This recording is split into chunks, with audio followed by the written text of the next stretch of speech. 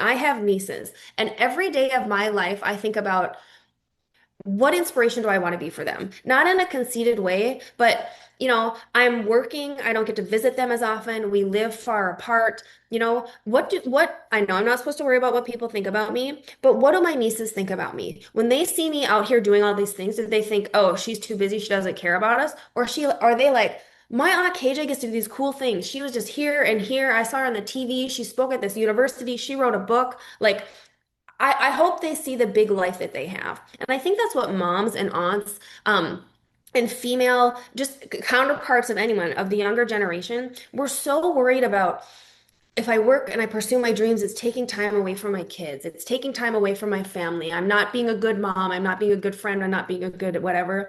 Yes, you are. You are showing the younger generation it's okay to put yourself first, to choose your passion, to chase what you want to know, and then go kick ass at it. Because 9 times out of 10, I think a mom who's putting her kids through school, who's putting herself through school, who's chasing her passion, who's doing her thing, who might miss a few basketball games, who might miss a few dinners, who might miss all of them, honestly, if we're being honest, trying to make her kids have the best life and give herself the best life. Those kids are going to grow up to be adults who work hard because they saw a parent chasing their dreams and doing what they loved. It's going to teach those kids to chase their dreams and do what they loved. And I wish more people told moms that. Yeah. So welcome back to another exclusive episode on the Passionate Pioneer podcast with today's guest, 𝐾𝐥 Blattenbauer. Hi, KJ. Hi, how are you? I'm good, thanks. And you know me, I am Beth Taylor. I am the Passionate Pioneer. I'm responsible. I'm the leader of the Passionate Pioneer movement across the world.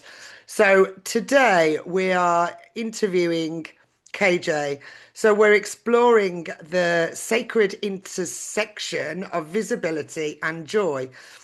So most of us have the wisdom and the experience, yet we stay quietly ready, waiting for permission to finally own the spotlight. So my guest today, KJ, is the woman who gives you that permission. She's a powerhouse publicist with 30 years of experience and has landed her clients everywhere from Forbes to Architectural Digest. Today, we are going beyond the PR strategy and we're talking about the spiritual awakening that happens when you stop playing small and finally claim the authority you've already earned. So welcome to the show again, KJ. Thank you for having me. Honored to be here. So let's start. Let's start with the roots. So you've built a powerhouse career in the world's biggest media markets, but you started in a small town in North Dakota, right? I did. I did. I grew up in a small town in North Dakota, probably more cows than people. And I think it helped shape two things in me very early, observation and work ethic, right? In smaller communities and smaller towns, you learn very quickly that the people doing the meaningful things aren't always the loudest people in the room. They're the steady ones, the hard workers. And I became someone who noticed patterns, right? I noticed the influence. I noticed that everyone was talking about so and so, or everyone was shaping this conversation. And I was noticing who was quietly shaping those outcomes.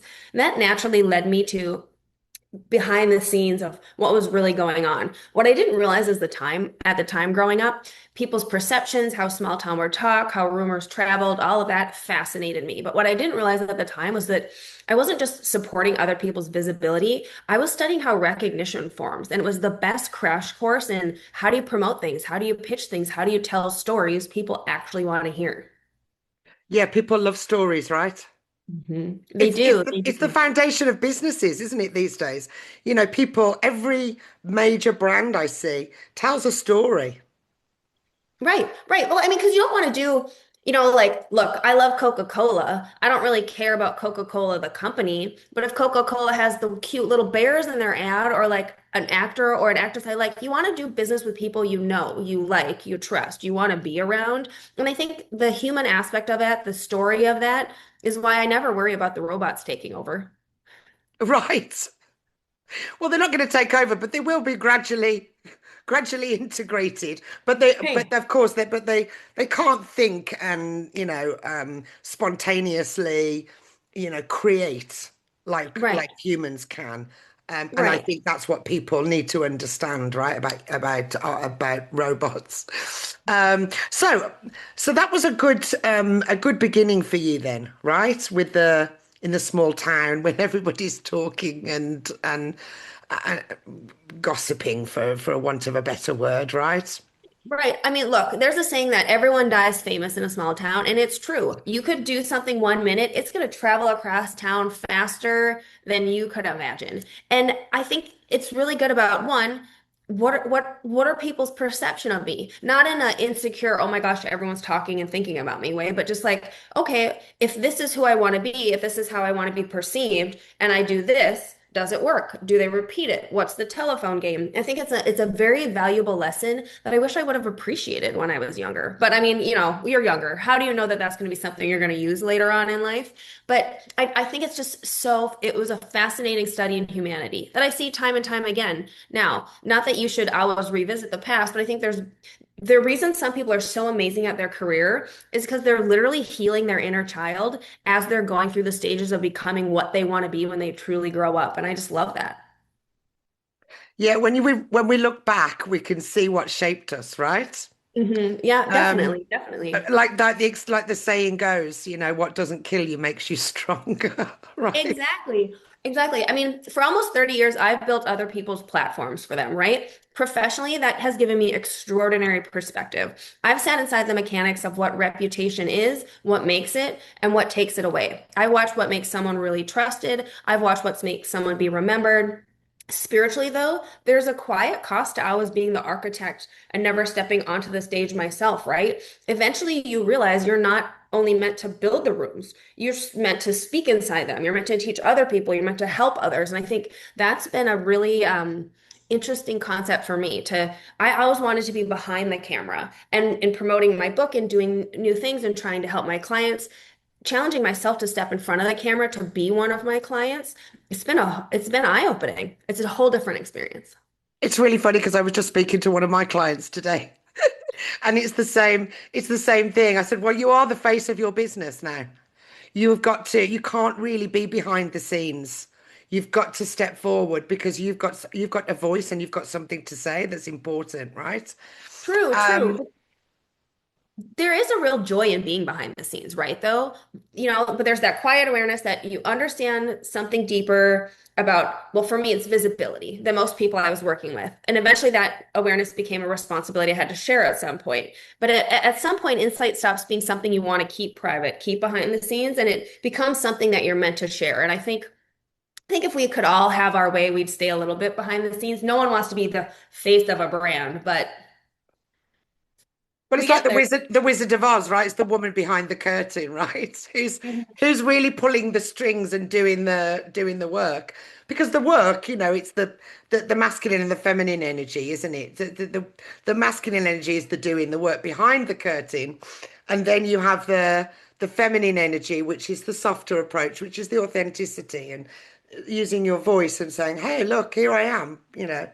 Nothing, no secrets here. Just this is Yeah, me you know exactly. um and there is a real joy in that stepping up to the plate, isn't there? Well, I think so. I think because you finally get to be seen for who you are. You're not living parallel lives where you're really good at something, but you want to keep yourself removed from what you're really good at, right? And you see it all the time. There are people who are great at what they do, and they just want the work to speak for itself. And there's a disconnect between them and their target audience. And when they step into what they do, when they own that work, when they promote it, when they move it forward, brands take off, businesses take off. That person flourishes. They almost have like a business glow up, if you will, because staying true to who you really are and sharing your gift with the world is a freedom that I think should be studied more because it's so feeling like you can't be your real self traps people and it impacts your health, it impacts your work, it impacts your relationships. And so I think tying the two together, what you're passionate about, what you do every single day, who you are as a person, it makes a world of difference. There's a huge joy to that. It's a release. Totally. I mean, many spiritual journeys begin with a moment of tension, don't they? There's a trauma moment or something that happens in that moment where you've got to change something, in your life. Maybe that's to be seen, to step from behind the curtain. But was there a specific moment where your internal wisdom and 30 years of experience finally outgrew how you were allowing yourself to be seen? I think so. I don't think that mine was dramatic. I don't, it wasn't like a traumatic TED talk that needed to happen. For me, it was more like a moment of clarity. Like, what am I doing? Why am I doing it this way? Why am I making it harder on myself than I need to be? I realized while helping a client reach one of their biggest media goals of their life that I'd spent decades helping other people become recognized authorities. And I could now explain how recognition actually happens for more people than could just afford to be my clients, for the masses, if you will. And I think once you can explain the platform, you don't get to stay invisible anymore. I'm a service-based business owner. I'm put on this earth to serve. It's literally why I've established my business. If I'm not going to serve people, what am I truly doing? So for me, I have a gift. I can tell anyone's story. I can make anyone as famous as they want to be. I can help find what makes you newsworthy, no matter what your industry is. And it sounds boastful or bragging, but I'm really good at my job and I love it. I love doing it. And I've been testing it for 30 years. And that's a long time to be in public relations. And so I feel like if I kept everything I knew inside, just for people who could pay hefty fees, who wanted a publicist, who wanted my time, it would be selfish. I want to help people tell their stories. I want to see other people achieve. My favorite thing is listening to other people's stories. It's why I wrote the book. It's why I give free advice every single week. And so for me, the turning point was clarity. I have a gift I can help people with. I need to help the people with it. Yeah, I like that. And I think you hit the nail on the head there. It's about service to others. It's when you come out of service to self and you go into service to others, it's so rewarding. Mhm. Joyful, energetic. It's listen, if you'd asked me 10 years ago, I'd be doing this podcast. I had no idea I was going to be starting this. And it's really taken off. And it's amazing because I love being the facilitator of other women's stories because women don't have many platforms, to be honest, No. to have a voice. So the more of us that can do this type of of work to facilitate other people's stories. It's like empowering in each other It is, instead it's of, great. right? Yeah. It's wonderful. And it's wonderful to be able to use your voice to help other people and to almost like be the person pulling someone along when you didn't have that person, when you were starting out and you wish you had someone pulling you, like a big sister to kind of help you get there. You're right, there aren't a lot of platforms for women, and you'll even see the platforms for women will still be taken over by men. I was just at a conference a couple weekends ago, and it was this big female empowerment group. And it was one I was really excited about. I thought, you know what? One day I want to be on that stage. Their first keynote speaker was a man. Their last keynote speaker was a man. And I thought, those are two slots that could have gone to women. This is a women's event. This is weird. Like, we can't even have our own space. And I thought, that makes me sad. And it makes me want to Yeah. work harder because I still get emotional when my clients have their first magazine cover, when they have their first press hit, when they have a press hit that changes their business overnight, I still cry. And I'm not a true emotional person, but I know what it feels like to have that first press hit. I know what it feels like to see your business take off. And I just think it's so amazing. I get to help people with that every single day, and it's awesome. So let's talk about that then, because that's the visibility is just ego. And so, how do you reframe being seen as an act of responsibility and leadership rather than self-promotion? Oh, well, I think visibility gets misunderstood as ego. They are two very separate things. There's famous just to be famous, like reality TV famous, and then there's putting yourself out there and being visible because you want to help people, because you have a gift, because you have information that can help change people's lives, literally, not to be dramatic. I think real visibility is a leadership skill. I think when someone has a useful idea and keeps it small, that doesn't serve anybody. Recognition, putting yourself out there, promoting yourself helps the right people find the right guidance faster. In medicine, in everyday life, in our homes, in art, making things more beautiful and making the world a better place. It shortens the distance between insight and impact. So I see visibility as responsibility, not self-promotion. You're not bragging if you're good at something. You're not bragging if you're talking about something you're passionate about. You created a business, a product, a service, a boutique, a restaurant because you had a skill set someone else didn't have. You have a gift to give to the world. It is your responsibility to not hide that light because you created what you created, put your blood, sweat, tears into it because you saw a need in the market or a loved one needed it. How would you feel if your loved one needed something, someone created something for them and they kept it to themselves. No, it's not self-promotion if you're sharing your gift with the world. Share your gift with the world. That is a leadership skill. You are making the world a better place by promoting yourself. It's lovely. That's very nice. I like that. That's very motivating and inspiring. Because, as women, we've always been told to stay small. We've always been put in a box. Hmm. Even these days, and I laugh and I talk about this with other ladies on my podcast, is that if you look at different roles in society, it automatically you would say, oh, that's a woman's job or that's a man's job. And I don't mean the big driving the trucks and everything. I just mean like regular, for example, teacher and professor. Yep. Teacher, woman. Yeah. Yeah. Professor, man. Man. Right? Nurse, doctor. Yep. Nurses, female. Doctors, men. We've got Mhm. this ingrained in society that, and so, we don't have aspirations of being a doctor if we're a nurse. Oh no, I can only be a nurse because society tells me that. Yep. Yeah. Yeah. And I think it's such a we do such a disservice because it's also I'm the generation that we were taught to be seen and not heard, right? Like we could be good Right? at what we were doing, but we couldn't be the best at what we were doing. I'm Yeah. in a profession where most of the people in agencies, all the underlings are female, all the people running the agencies are men. How did the men get there? I've never worked with a man as an underling in a PR agency. How did he become the one making all the decisions? I've always been fascinated by that. And I think we have to be we you can't see if you don't see it, you can't be it. So we have to be the person that is the first female astronaut, the first female doctor, the first nurse that decides to become a doctor. We have to be the one that blazes the trail to show other people that it's possible. And the only thing holding us back truly is us when you think about it. Yeah, society has its things, but if therapy has taught me anything, it's none of my business what other people think of me. So Right. But that's also great, and that's because you've worked on yourself. But most women would say, "Oh, I don't need to. I can't say that, or I'm not allowed to say that." They don't give themselves permission to do things and to step up, because they are afraid. Fear yeah. is the biggest problem in the world. It is, but also fear can be the biggest motivator. Half Yeah. of the things I do are fear-based. Like, what if something happens to me tomorrow and I don't get to try that?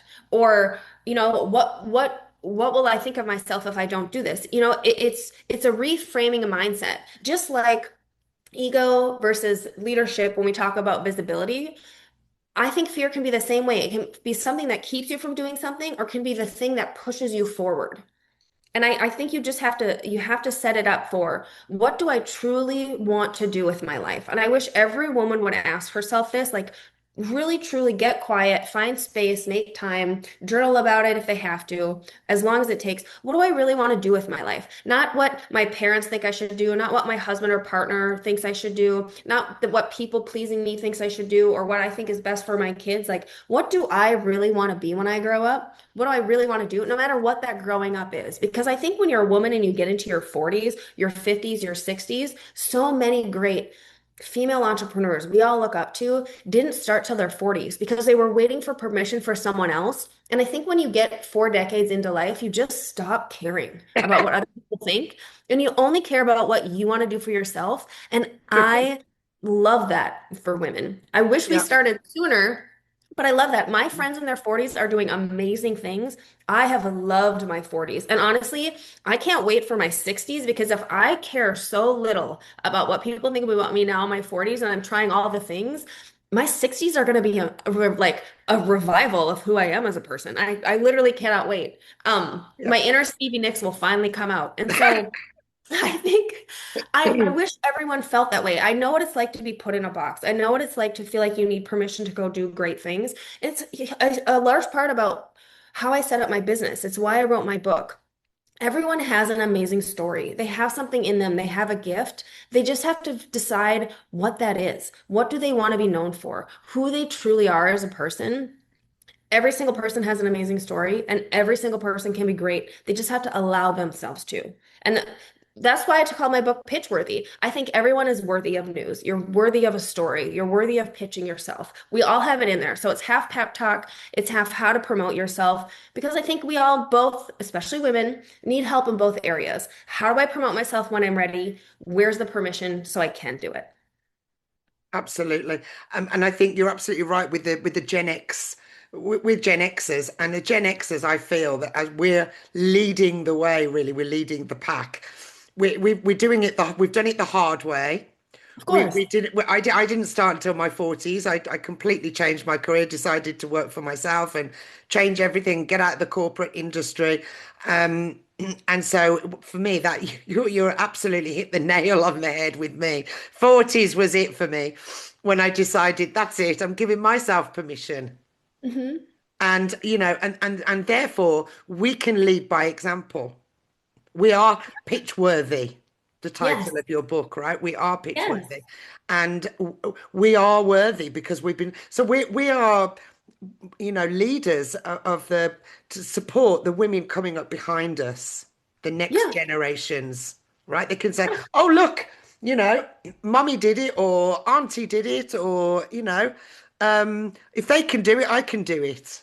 Yes. And I think that's the most beautiful thing. So I don't have children. I have nieces. And every day of my life, I think about what inspiration do I want to be for them? Not in a conceited way, but I'm working, I don't get to visit them as often. We live far apart. What I know I'm not supposed to worry about what people think about me, but what do my nieces think about me? When they see me out here doing all these things, do they think, "Oh, she's too busy, she doesn't care about us?" Or she are they like, "My Aunt KJ gets to do these cool things. She was just here and here. I saw her on the TV. She spoke at this university. She wrote a book." Like I hope they see the big life that they have. And I think that's what moms and aunts, and female, just counterparts of anyone of the younger generation, we're so worried about if I work and I pursue my dreams, it's taking time away from my kids. It's taking time away from my family. I'm not being a good mom. I'm not being a good friend. I'm not being a good whatever.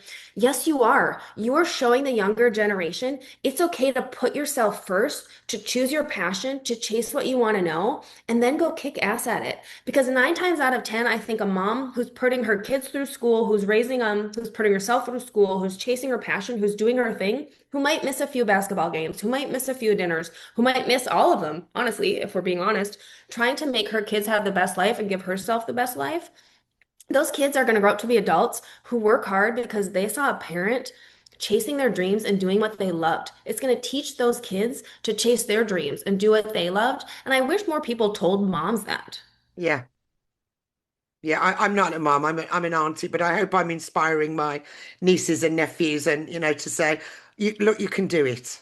Yeah, You don't have to yeah, do it all in one day because right. they haven't got the patience these days. But you can do it. You can, Well, I mean, we're really talking about divine worth, aren't we? And how do we distinguish between the ego's desire to be famous, which young people do? That's what they really want. I don't really think about being famous. I'm just doing what I love to do. I'm following the joy, and I think that's what you're doing too, KJ. But the young people, they really want to be famous. But how can we distinguish between the ego's desire to be famous and the soul's desire to be heard? Well, I think ego wants applause.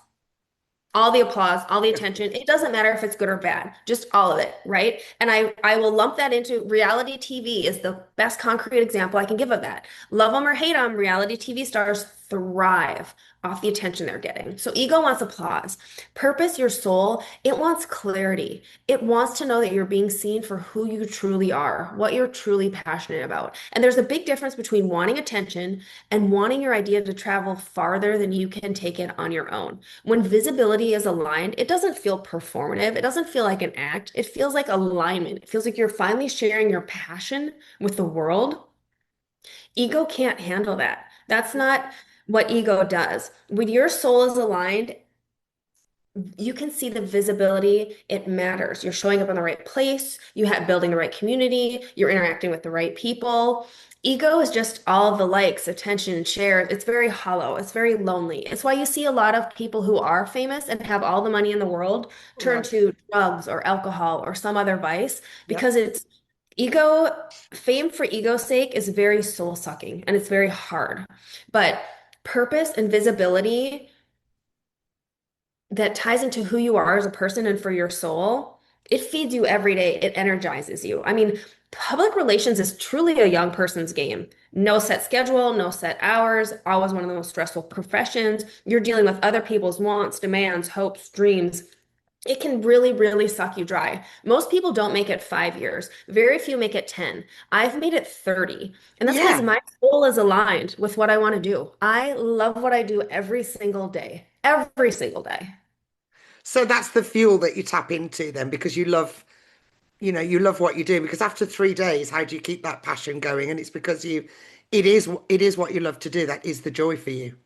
Yeah, what keeps me energized is recognition still fascinates me. I love watching how one article can change someone's entire trajectory, how one introduction can like reshape a career, or like how one clear message can unlock years of momentum. I'm profoundly curious about that. I will never stop being curious about that. And that's a powerful fuel, but it also is I get to help people achieve their dreams every day. Like, yes, I'm not curing cancer. I'm not saving kittens from trees, but I'm helping people finally be seen after years, decades of their hard work. I'm helping them put into words what they can't so they can go do great things and help other people. I, it's never a bad day. Never a bad day. Absolutely. I feel the same way. Supporting other women, I just feel the same way in whatever I do. But so let's talk about the playing small then. So you're helping you're helping the women to stop that are stuck in this playing small energy. So how do you help them shift internally in that to find that confidence, I suppose, when they've been playing small, to hit the send on their pitch or to step up into the light. Well, look, the issue is never strategy, and it is usually never brilliance, and it usually is never that they don't have a great idea. It is always permission, the permission to go be great. People think they need to be more credentialed before they're allowed to speak, but most of the time, they're already ready. And my role is 100% helping them see the authority they already carry so they can act from it. Right? So they can hit the send. So many people think they have to be 6 or 7 figure earners. They have to have all these accolades. They have to be famous or have so many social media followers. No, you just have to be proud of what you've created, whether it's day one or day 1,001 or day 1,000,001, right? You just need to give yourself the okay to be like, hey, I know what I'm doing. I've built something I'm proud of. Just hit send. Because, you know, everyone's so worried about rejection or what other people will think, right? Right. But PR That's teaches you, that was my next question. What about all the no's, KJ? Right? I love a good no. Tell me no all day long, which is very funny because if you knew younger me, extremely insecure, couldn't take a no, right? But PR teaches you quickly rejections and no's, it's information, it's data. Sometimes the timing isn't right. Sometimes the angle of your pitch isn't right. Sometimes you don't have the right person and they have to redirect you to the right person, right? Sometimes the opportunity isn't aligned with where someone's actually going. That's because another opportunity is around the corner that's better and going to make a bigger difference for you. When you stop taking rejection personally, when you treat it like a business interaction, it becomes directional instead of discouraging. Because let's be honest, if you and I were discussing a pitch right now, we haven't sent the pitch. We're already at no. What's the worst thing that could happen? We Right. send the pitch and they come back and they say no. Okay, we tried. Like I wish I had learned as a child. I wish we taught kids as children. Fail as fast as they do in Silicon Valley. Fail like you're making a tech app. Do everything you can. Fail before it gets expensive. Try. Fail. I wish I came home from school every single day and my family had said at the dinner table, what's one thing you failed at today? And it would have taught us to try so many things because I think of all the things I had missed out on younger me that I'm trying to make up for now as older me because I was worried about what people would think or that I would fail. And I think of so many people who don't even try because they're worried about what other people will think or what they'll fail. But rejection is just data. Trying something and not being good at it, maybe you like it. Who cares if you like painting and you're not Picasso? You're still painting. But if you try painting and you don't like it, hey, at least you tried. And now you don't like it. You go do something else. I think that rejection in any form, as long as you try, it's just redirection. Hi. I just wanted to pop on here just to say thank you so much for being here, watching this video, and supporting my channel. It is my honor to bring you these stories from these incredible women who are passionate about their lives and have alchemized their spiritual awakening journeys from service to self to service to others. If you would like to be part of my Passionista community, just grab a free copy of my workbook, which you'll find a link below. It's called Your Passionista Journey Starts Here. And start making those small changes to your life that you need right now. Thank you again for being here. Love you to subscribe and hit the notification button so that you know when all the new weekly episodes are live.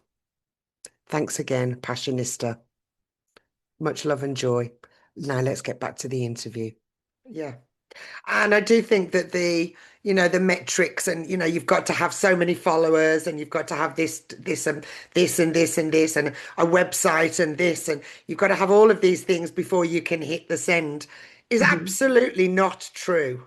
Right. You It's just can us go, stalling. It's just stalling. exactly. It's just stalling, isn't it? It's just Mhm. bit of self-sabotage or bit of Yeah. fear. I don't really Yeah. want to do it until I've got this and this and this.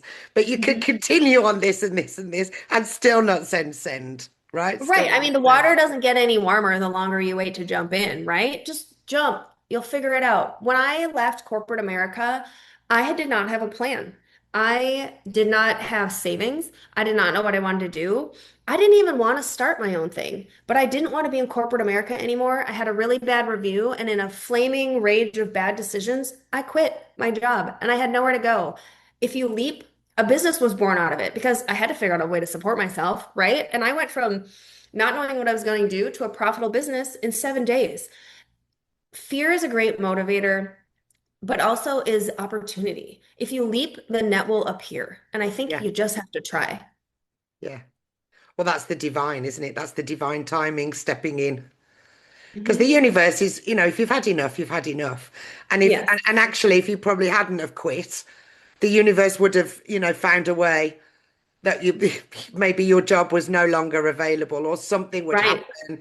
You know, Right. I know people that have had bad accidents and they've had to stop work, and the universe pivots you into the direction that you're supposed to go. And I think I see that more and more these days. Hmm. I'm Yep. listening to more and more women, especially telling me that, in Yeah. the stories. And I think more people are open to it too now, where we'd be like, no, this is the job I'm supposed to have for 30 years and collect my pension and do whatever and do all those things. And I think now we're just like, no, this doesn't feel good. This isn't who I want to be. I think we care more about mental health and our physical health and what we're truly doing with ourselves and just staying interested and engaged with our lives. And I feel like people are more open to it. And I feel like when you're looking for the signs are always there. Yeah. Well, I think that's it, isn't it? It is about, we've always played small, we've always done this, we just want to do what everybody else is doing and follow everybody else, and we care what other people think. And mental health is the thing that really suffers. Hmm. And I think Yeah. that that's we're recognizing that these days, that your mental health and your joy and your passion is more important than just having a job that just pays the bills, Yeah. A right? thousand percent. And I love the color that you're wearing today, the pink, the bright Thank pink. you. It's beautiful. So you believe life is better in bright color, yes? You found it Oh, pretty a pep thousand percent. talks. Yeah, yeah, yeah. And I'm from the PR world, right? Where everyone's in black, chic, black, white, or gray. These are the things. No, color, bright, bold. I feel like you need to wake up every day with a smile on your face, whether you feel it or not, right? You can either choose to be upset or you can choose to be joyful. And I'm going to choose to live loud and in color. Nice. Yeah, I like it. In fact, I spoke to a color specialist, and we were talking about the word grey, and we were talking about the word white because you see my walls are green. Mhm. So this is the color of my office, and I love this color. I also have green outside my window because I live in the mountains. So, well, we're getting there. It's almost spring. But still, I've got grass. There's lots of grass on the mountain, and it's green. But the grey. We were talking about grey, and she said grey is not a color, and I said, well, I know that. But it's funny, isn't it? But she's all about the color, and I've also spoken to another few women on the podcast who are all about what's in your wardrobe Yeah. because that can also, you know, add to the joy in your life when you wear color. Yeah. I mean, think about the women you see on the streets who are always in fabulous outfits. They're never in a bad mood. They're in a fabulous outfit. And I feel like, again, getting into being Gen X, getting to where we are in our age, I now don't save the sequin skirt for a special occasion. I don't save the ball gown for whatever. If I'm feeling one of my fancy dresses, I'll wear it to the produce section. I don't even care. I'm not saving these things for special occasions. If it brings me even an ounce of joy in my day, I'm gonna go do it. Yeah. And it's just it's fun.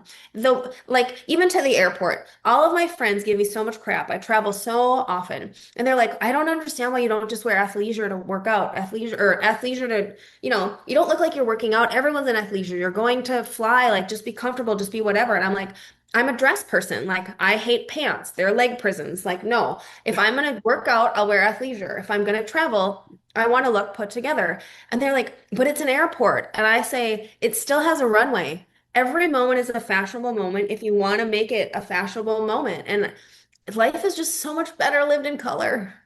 I love that. But it's still like the airport's an airport. No, it still has a runway. I love It has a that. That's runway. great. Yeah. Hey, I'm not out here to impress anyone except to make myself smile. And I love Right. me. Exactly, exactly. And that's really fun. Well, I'm not wearing white and black, but it's cream. But I do have lots of color in my wardrobe. I love Right. blue and red, and I've got orange. Mhm. Pink I cannot wear because of my skin color, but because I'm very pale. But colors I absolutely love. Mhm. And trousers. So Hey, I do like trousers. I'm getting there. I'm getting there, but dresses are my thing. Right, right. Um, so let's talk about your book, Pitchworthy. Yeah, let's talk about it. Let's talk about it. So how has this writing this book forced you to walk the talk of your own visibility? And is the KJ who wrote this book different from the one who wrote How to Be a Media Darling? Oh, yes. Yes. The world has changed immensely since I wrote How to Be a Media Darling. And what started me wanting to write Pitchworthy was a discussion with my girlfriend about it. And she said, you wrote this book. It's really great. I want to gift it to my entrepreneur friends, and she's in the business of gifting, so she puts together amazing gifting packages. She's like, it just looks, she didn't say outdated, she didn't say ugly. She's like, it's not really, it's kind of ungiftable. And it was. The cover's very 2019. It's a sign of the times. But I was like, she's like, why don't you redo the cover? Just redo the cover and then I can start gifting it to people. And I thought, it's from 2019. The world has changed since 2019. We've come a long way. Social media, politics, all of the things. Even the approach to visibility is different. And I said, I'm going to just rewrite the whole book. And she's like, you don't have to rewrite the whole book. And I'm like, no, I'm going to rewrite the whole book. I'm going to make it better. And I literally went home that night and I put out all the chapters of what I wanted the book to be. And 3 months later, Pitchworthy was born because I saw the need for people were putting so much bad advice out there on the internet. Here's how you get visible. Here's how you get famous. Here's how you make your business grow. You have to spend all this money. You have to do this payola. You have to do pay for play. And all of that is the worst advice. It's horrible advice. And so I wrote this book from the perspective of what I wish all my girlfriends know starting their business, what I wish strangers knew starting their business. You don't have to hire an expensive publicist. Public relations is the same. It's the same principles that have been used since it was invented for the circus in 1860. Anyone in any industry, whether you're $0, a startup, a side hustler, you have an Etsy shop, or you're a 6 or 7 figure earner, you can use PR to move your brand forward. And outside of paying for a publicist or paying for my book, it's absolutely free channels. And I don't know why people don't use those free channels, especially if they're just starting out to promote what they're doing. So for me, writing Pitchworthy required me to step into my own visibility in a bigger way. It tackled everything I knew. I got to throw everything I've ever learned about PR and what I teach my clients into a book, but it also let me be a client, right? It's one thing to guide other people towards recognition.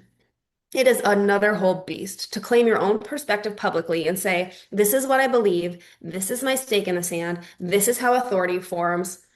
Come at me if you don't think it's true, right? So yes, the version of me who wrote Pitchworthy is more willing to stand inside the work I've been doing for decades, but at the same time, writing the book was the easiest part. Promoting your book is the hardest part. And it required me to step from behind the scenes to in front of it and walk the talk that I've been telling my clients for decades. This is what you have to do. This is how you have to show up. And I put myself through the steps. I treated myself like a client. I pitched myself.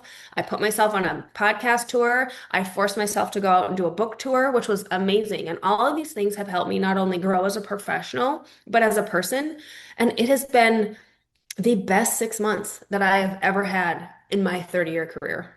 It's quite amazing writing a book, isn't it? It's very cathartic, and you Oh, become it your is. own client. It is. And I say I'll never do it again. I told a girlfriend 2 weeks ago, I said at coffee, I'm like, I put everything I had into the book and the workbook that came out right after. I have nothing else to give. I'm not going to do another book. 2 days later, I heard something on the radio and I'm like, that's a great book idea. Halfway through the through the next book already. So we do Yes, it to our I've already got another second book in the works, and I think it's going to be a collaboration. But yes, I think every woman, every person on the planet has a book in them. If when you reach a certain age, you've got so much experience, so many stories to tell, yeah. and it's amazing, isn't it? And it's a legacy. Yeah, It's it a is. legacy piece. And I think with that legacy, it doesn't when a woman is featured somewhere meaningful or shares something meaningful about what she's learned or what she knows, all those things, it doesn't just elevate her. It doesn't just elevate her or her resume. It expands what feels possible for all the women around her, anyone watching her. Recognition creates like permission structures. It tells someone else there's space for you here too. There's space for you to dream. There's space for you to go. This is the trail. I blazed it. You can come along too. I'm here to help you. Here's literally the roadmap. I wrote the book about it. And that's great, isn't it, for the women coming up behind us? I think it's Yeah. amazing because it does create that ripple effect. The women in the family, your friends, the people that you've known for a long time, the nieces, right? The younger Yeah. generation, everybody. It's a leading by example. Yeah, And definitely. if they say, "Oh, look, Auntie KJ's doing that, Auntie Beth's doing that, I can bloody do that," right? So Exactly, exactly. And it's less fantastic. scary when you've seen someone else do it, right? It's less scary when you've seen someone else try first. Yeah, absolutely. So, for the listener who is accomplished, capable, and quietly ready for their next chapter, but still feels a little bit of that fear, what is one soulful grounding step they can take today, do you think? Clarity. Clarity is going to be the first step. Decide what you want to be known for, not everything you do, not everything that you can do, the one thing you want to be known for, the idea you want people to associate with your name. Recognition and promoting yourself starts there. So get clarity on what you want to be known for, and then put it into one sentence. Who you are, what you want to be known for, who it matters to, and why it matters right now. Hmm, I love that. So, at this point in your journey, KJ, what brings you the most joy that has absolutely nothing to do with headlines or PR? Oh, I read a quote today and it was a really good quote. And I'm going to totally butcher it, so I'm not even going to try. But it said that mental wellness is the new success. And I feel that. I feel that on all levels. Quiet time with my husband, my two rescue dogs, reading books, time with my friends. I think I'm going to learn Mahjong or they're going to force me to learn it. For me, that peace is success. And I love it. Yeah, I couldn't agree more. Peace is success, right? Mhm. Excellent.